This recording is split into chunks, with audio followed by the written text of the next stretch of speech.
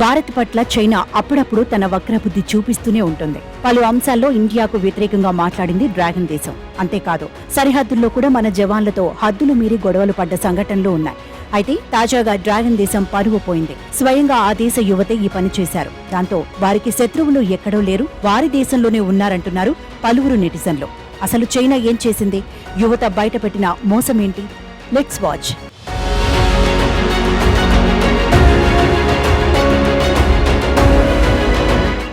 చైనాలో యూంటాయ్ జలపాతం ఉంది. ఇది దేశంలోనే అతిపెద్ద జలపాతంగా రికార్డుంది. దీనిని ఆసియాలోనే పెద్ద వాటర్ ఫాల్ గా చైనా ప్రమోట్ చేసుకుంటోంది కూడా.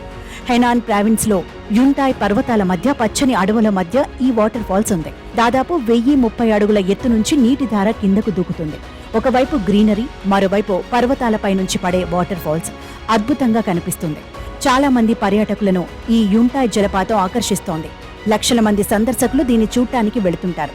అయితే ఇలాంటి పేరుగాంచిన వాటర్ ఫాల్స్ విషయంలో పర్యాటకులను మోసం చేస్తోంది చైనా. దీనికి సంబంధించి షాకింగ్ నిజం వెలుగులోకి వచ్చింది. వాటర్ ఫాల్స్ ప్రకృతి పరంగా రావడం లేదని, పైపులతో నీటిని కిందకు పంపుతున్నారని వీడియోను విడుదల చేశారు చైనా యువత.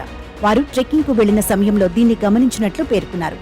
ఈ వీడియో నెట్టింట వైరల్ అవుతోంది. చైనా చేసిన పని పట్ల పలువురు విమర్శలు చేస్తున్నారు. ఇక చివరకు యూంటాయ్ జియో పార్క్ నిర్వాహకులు దీనిపై స్పందించారు. చివరకు క్షమాపణలు చెప్పారు. యూంటాయ్కి వేసవి కాలంలో వచ్చిన వారి కోసమే ఈ ఏర్పాటు చేశామని వివరణ ఇచ్చారు. పర్యాటకులు నిరాశకు గురి కావద్దని పైపుల ద్వారా నీటిని వాటర్ ఫాల్స్ గా పంపుతున్నామన్నారు. చైనా ఇలా మోసం చేయడం మొదటిసారేం కాదు. గతంలో కోవిడ్ విషయంలో కూడా ఇలానే ప్రవర్తించింది.